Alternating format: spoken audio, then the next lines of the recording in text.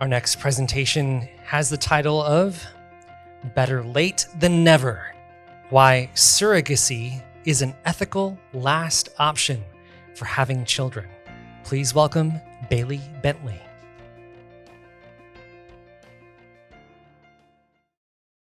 It's the second trimester of Rebecca Javier's pregnancy journey, a journey that has been strenuous, marked with countless miscarriages.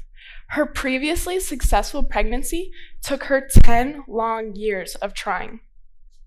After much sorrow, this seemingly successful pregnancy made Rebecca feel elated.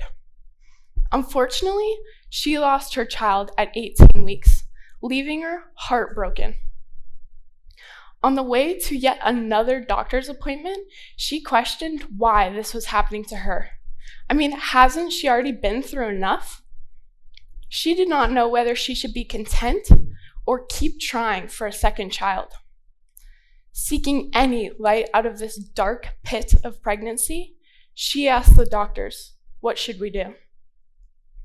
If you were in Rebecca's situation, what would you do? Would you give up second child, or would you seek out alternative options of reproduction like surrogacy? Perhaps Rebecca should look into surrogacy. But what is surrogacy? In Latin, the term surrogate means substitute. In medical vernacular, surrogacy refers to substituting a mother for the natural mother. Thus, gestational surrogacy involves a fertile woman who is not biologically related to carry an embryo for a barren couple, known as the intended parents. Often, the intended parents predestine a surrogate to carry their child for them. So what are these controversies concerning surrogacy?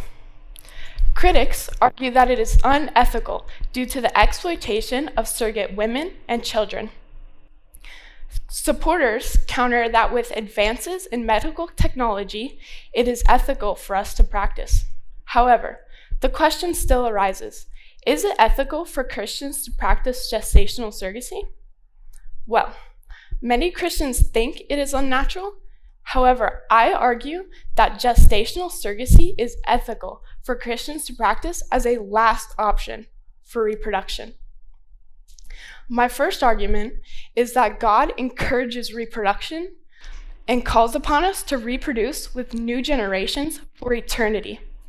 In fact, in Genesis 1:28, he calls us to be fruitful and to multiply and to fill the earth.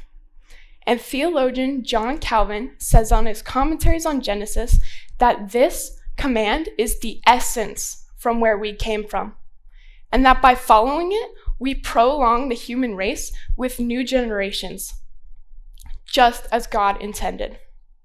My second argument is that God has given us medicine to use in a safe manner.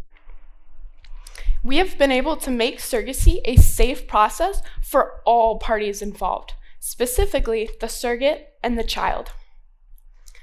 Daniel Kukin, an author at Shepherd's Theological Seminary, has written an article on the importance of medical technology in today's society regarding the Bible. In this article, he states that medicine and technology are a gift from God. Before sin entered our world, we were not faced with infertility or medical problems. However, since sin does exist in our world, we are faced with these problems, but our gracious Creator has given us the gift of medicine to use in a safe manner. And fortunately for us, this medicine is both ethical and beneficial.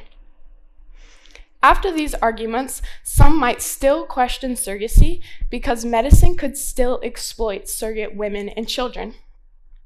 For these very reasons, Pope Francis says that surrogacy in any form should be banned. This is a very valid concern. However, when surrogacy is practiced properly, it does not exploit surrogate women and children, as long as it meets the necessary requirements like the right compensation and the proper bond. First, the right compensation is crucial, that a surrogate does not feel used for her body. Dr. Kao, a professor of ethics and a former Christian surrogate herself, has written a book, My Body, Their Baby, on the ethics of surrogacy. In her book, she states that surrogates should be paid, but only for their time, risk, stress, and physical effort. And this is to be paid no matter the outcome of the surrogacy. If a surrogate miscarries or has a stillbirth, she will still receive the same compensation. The second requirement is a proper bond. The surrogates and the intended parents must have this so that a surrogate is not commodified. Heather Jacobson, in her book Labor of Love, says that surrogates must absolutely love their intended parents. When a surrogate loves their intended parents, they feel appreciated and not used.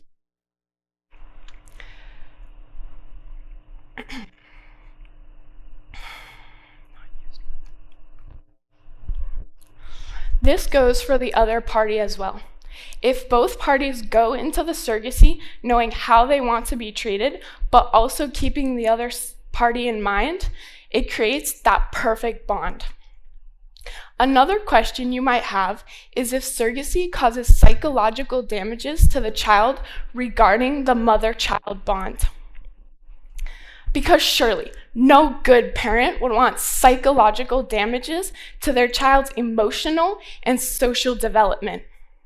Well, I argue that when the surrogates and intended parents have that proper bond, the child has no significant damages to their emotional development.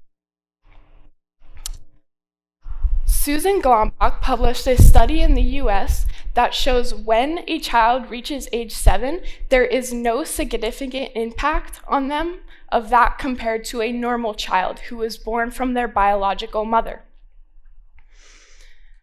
At age 7, a child can comprehend that they were born from the surrogate, but because of that surrogate's bond to the family, their emotional development is not harmed. In conclusion, gestational surrogacy is ethical for us to practice as Christians because God encourages reproduction and He has given us to use in a safe manner. So, if you or your wife were in a situation you could not conceive, what would you do? Would you give up trying for that child you so deeply desired? Would you seek out alternative options of reproduction like surrogacy? I hope that after hearing my speech, you will research surrogacy and see the benefits that it could bring. Our friend from the beginning, Rebecca Javier, chose to try out surrogacy.